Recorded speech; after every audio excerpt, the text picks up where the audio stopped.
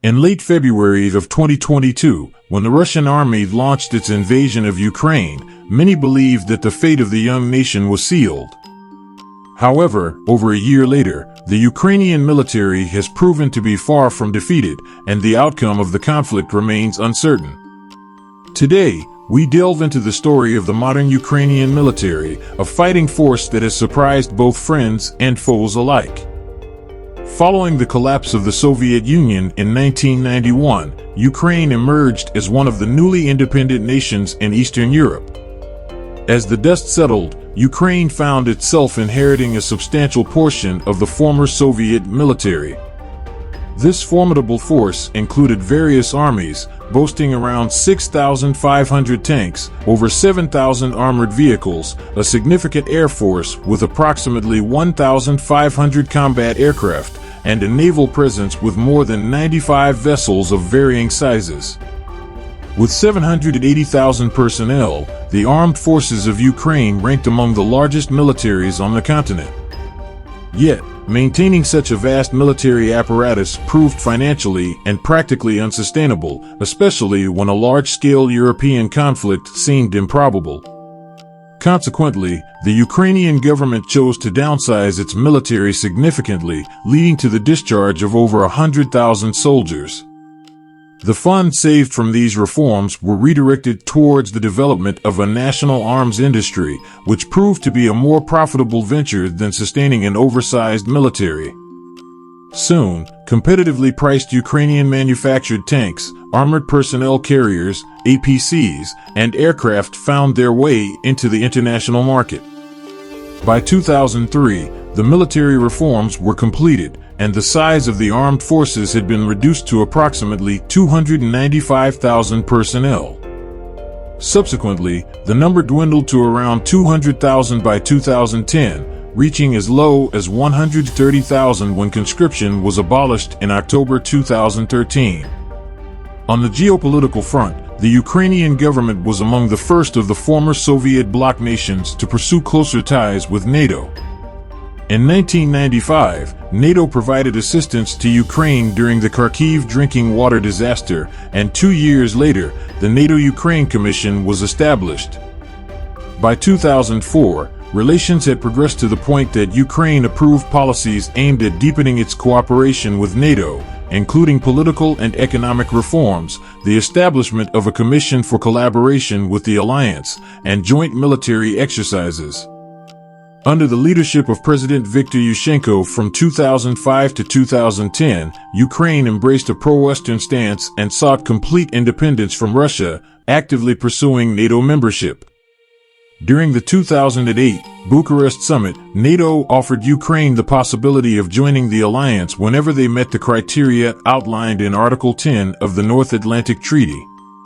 However, fulfilling these criteria would be no easy feat for Ukraine.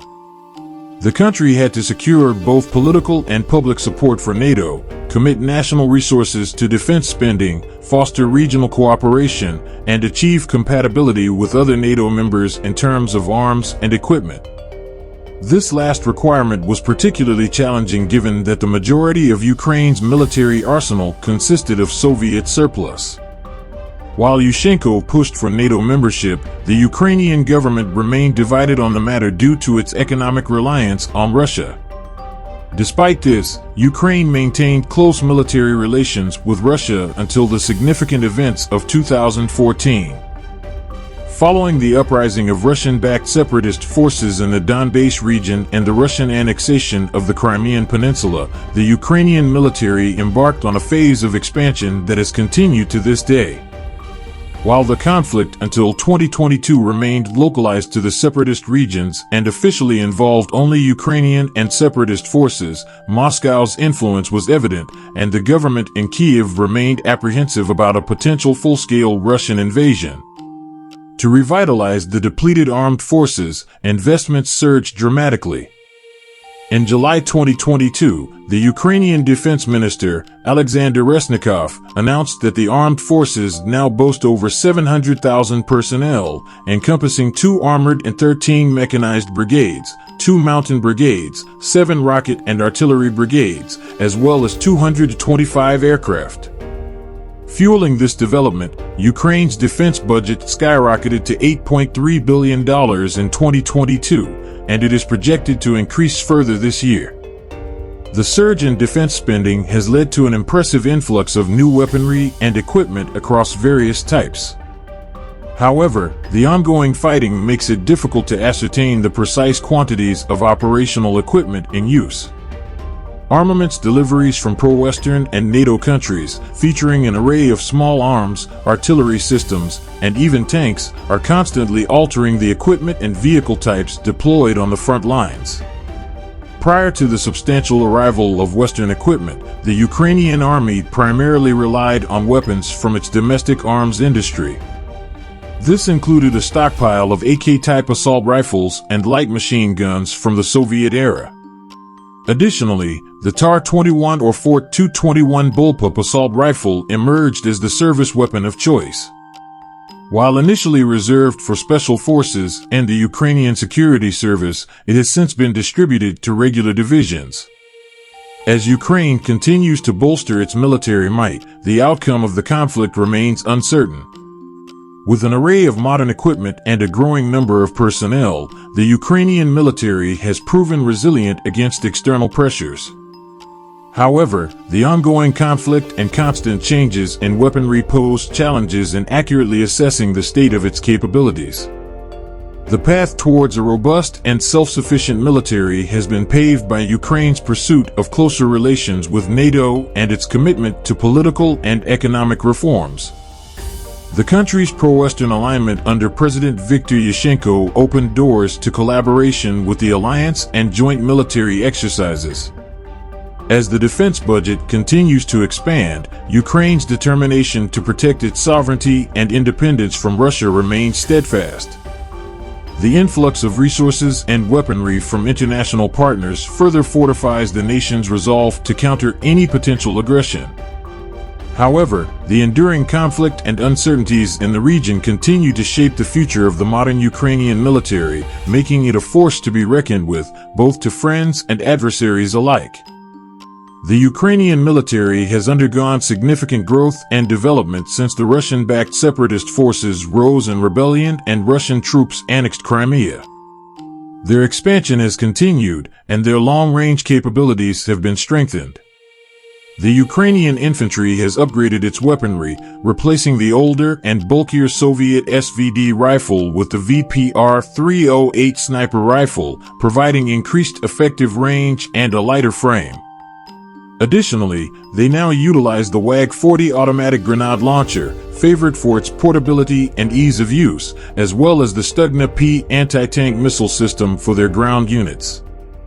Ukraine has invested heavily in its artillery capabilities, including the addition of artillery locating radars and battery command and control systems to enhance efficiency.